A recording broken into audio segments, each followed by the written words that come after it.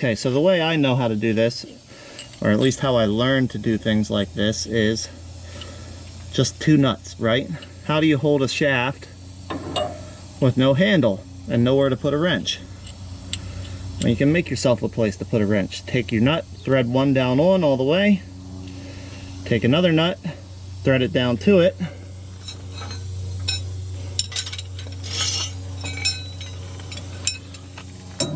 hold one with a wrench,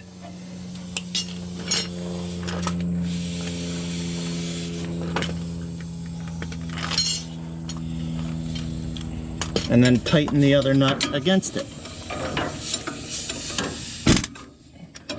Just like that. It doesn't have to be super tight. You just want it enough that it's going to put a little tension on those threads.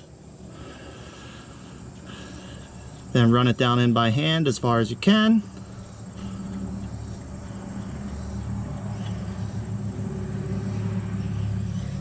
And you can use your wrench on that top nut to get it pulled all the way down in to where you want it.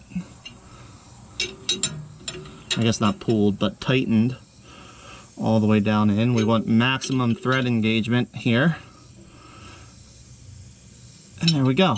Once it bottoms out and it's tight, then you get 2 wrenches and you just turn the nuts loose from each other. Then to undo your nuts, you just get 1 wrench on, the other wrench on, and you're just gonna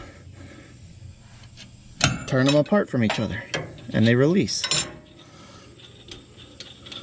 Spin your top nut off, spin your second nut off.